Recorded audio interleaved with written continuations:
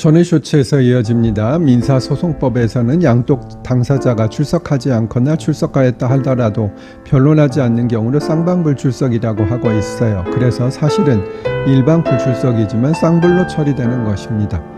하여간 첫 번째 기일에 쌍불이 되면 재판이 즉시 끝나는 것은 아니고요. 다음 기일을 정하게 되어 있습니다. 물론 지난번 설명드린 배당이의 소송은 예외로 쌍불 1회로 취하 간주가 됩니다. 그런데 두 번째 기일에도 쌍불이 되면 1심이라면 원고가 소를 취한 것이 되고요. 항소심 즉 2심이라면 항소인이 항소를 취한 것으로 보게 됩니다. 다만 이것은 조건이 있는데요. 두 번째 쌍불로부터 1월 이내에 원고 또는 항소인이 기일 지정 신청을 내면 한 번 더 재판을 진행하게 되어 있고요. 세 번째도 안 나오면 완전히 소 또는 항소가 취하된 것으로 됩니다. 전의 쇼츠에서 이어집니다. 재판에 1분이 늦어도 쌍불이 될 수 있을까요? 정답은 예스입니다. 그러나 보통 그런 일이 많지는 않지만 재판장이 사건을 빨리 처리하기를 원하는 경우에는 그것이 불가능하지는 않습니다. 다만 보통은 한 10분 정도는 기다려주긴 하지만 그것을 믿고 방심을 해서는 안 되겠습니다. 상대방 변호사가 쌍불을 해달라 하고 시간이 지났다면 안 해줄 방법은 없으니까요. 그리고 재판은 원칙적으로 정해진 것보다 미리 진행할 수는 없어요. 물론 양쪽이 다 출석했는데 미리 진행하는 것에 대해서 이의가 없으면 가능하지요. 그러나 한쪽이라도 안 나왔다면 정해진 시간이 될 때까지 기다려야 합니다. 다음에는 쌍불로 취하된 후에 다시 소송을 제기할 수 있는지 설명드릴게요. 만약 1심이라면 쌍불이 되었더라도 다시 재소가 가능할까요? 정답은 예스입니다. 물론 인지대, 송달료 등은 다시 내야 하니 경제적으로 부담이 되겠지요. 송달료는 사실 부담이 될 만한 정도의 비용은 아니고요.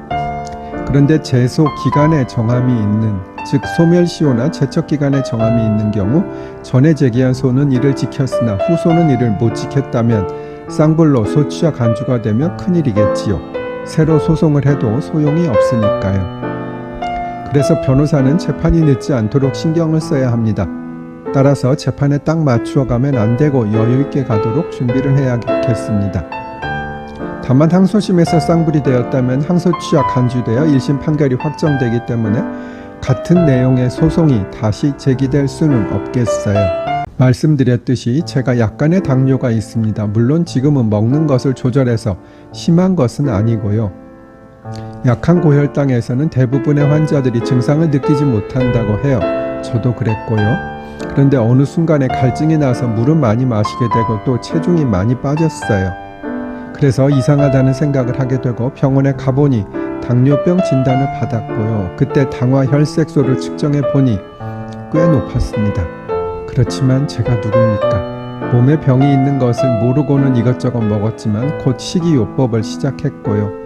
지금은 당화혈색소가 6 정도를 유지해서 아주 정상은 아니지만 당뇨 환자로서는 아주 약한 상태이지요. 당뇨의 증세로는 체중 감소, 시야 이상, 단요, 더딘 상처 회복, 갈증, 피로 등이 있다고 해요.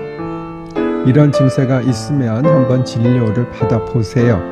당화혈색소라는 말을 당뇨 환자는 아시겠지만 일반인들은 잘 모르실 수가 있어서 간단히 설명드릴게요. 우리가 혈당을 측정하면 이것은 실시간이에요. 저도 낮을 때는 70 정도까지 갔다가 혈당 스파이크, 즉 당뇨에 안 좋은 것을 먹게 되면 200이 넘어가기도 하고 그러거든요. 그런데 당화혈색소는 이렇게 실시간이 아니라 2-3개월 정도의 평균 혈당을 측정한다고 생각하시면 돼요. 원래 의미는 헤모글로빈 같은 혈색소 중에서 포도당에 의해 당화된 것을 퍼센트로 수치화하여 표준화한 것이라고 하네요. 이것은 아실 필요 없고 한 3개월간의 평균이 당화혈색소라고 생각하시고요. 이것이 4.0부터 6.0이 정상적인 수치이고 6.1부터 당뇨 전 단계, 6.5 이상은 당뇨로 진단을 내린다고 해요. 저는 지금 측정해보니 6.2 정도로 나와요. 물론 정상은 아니지만 이렇게만 유지하면 큰 문제는 없겠지요.